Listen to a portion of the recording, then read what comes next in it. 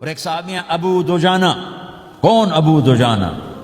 السابقون الاولون من المہاجرین والانصار، اس میں پہلی صف کے صحابہ. کون ابو دجانہ؟ جب آپ حج پر گئے تو اپنی جگہ مدینے کا امیر ابو دجانہ کو بنایا. ابو دجانہ حج میں شریک نہیں ہوئے کہ آپ نے اپنی جگہ ان کو اپنا نائب بنا کے وہاں کھڑا فرمایا ابو دجانہ میری جگہ پر مدینے کا امیر ہے. یہ وہ ابو دجانہ ہیں. کون ابو دجانہ؟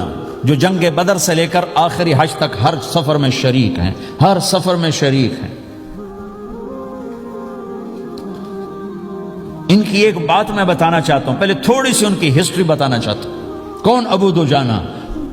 احد کی جنگ میں آپ نے تلوار اٹھائی، کہا اس تلوار کو کون لے گا؟ کئی صحابہ کھڑے ہو گئے. آپ نے کہا اس تلوار کا حق کون ادا کرے گا؟ سارے بیٹھ گئے. 3 آدمی کھڑے رہے، ایک زبیر بن عوام، ایک عمر بن خطاب، ایک ابو دجانہ. ان کا نام ہے سماک بن خرشنہ. سماک بن خرشنہ ان کا نام ابو دجانہ سے مشہور ہے. تو آپ نے تلوار نہ عمر کو دی، نہ زبیر کو دی، ابو دجانہ کو دی تھی.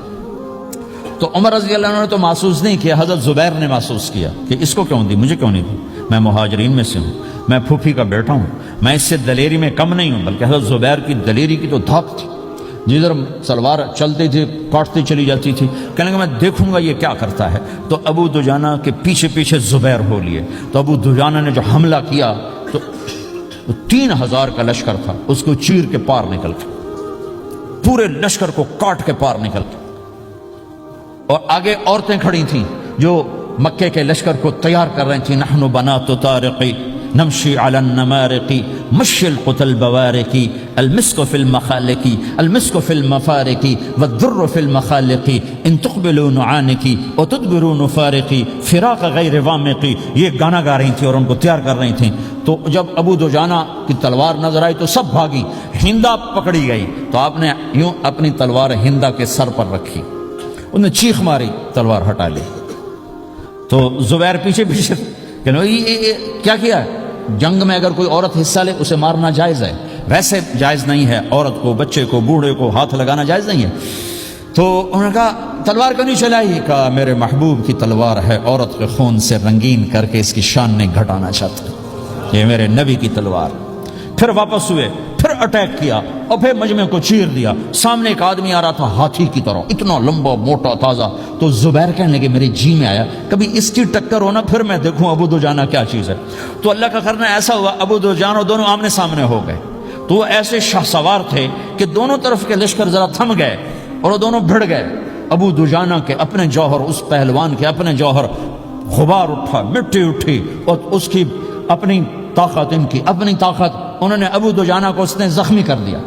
ابو دجانہ نے جو جوش میں آ کے ماری تلوار، اس کو لگی یہاں، تو اتنی طاقت سے لگی کہ اس کے نیچے اتر کر 2 ٹکڑوں میں تقسیم کر دی. ماری تو ایک حصہ ادھر، ایک حصہ. پھر یوں دیکھا اور اپنے چہرے سے لوہی کی ٹوپی اتاری. کما ترا انا ابو دجانہ، کیا دیکھ رہے ہو؟ میں ہوں ابو دجانہ، تلوار صحیح لی ہے میں نے، غلط نہیں لی. یہ ابو دجانہ ہیں.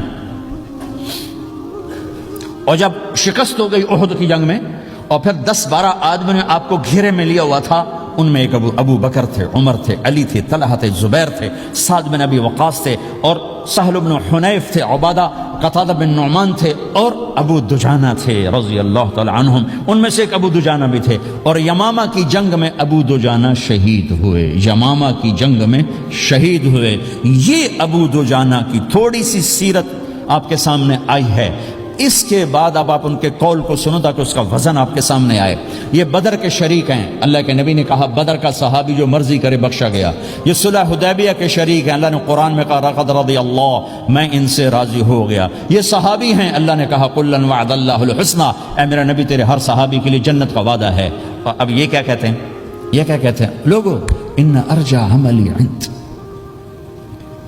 لوگو میرے پاس، ابو دجانہ میرے پاس بخشش کا سب سے بڑا عمل جانتے ہو کیا ہے؟ بدر نہیں، احد نہیں، حدیبیہ نہیں، خندق نہیں، خیبر نہیں، فتح مکہ نہیں، آخری حج نہیں. کیا ہے؟ کیا ہے لوگو؟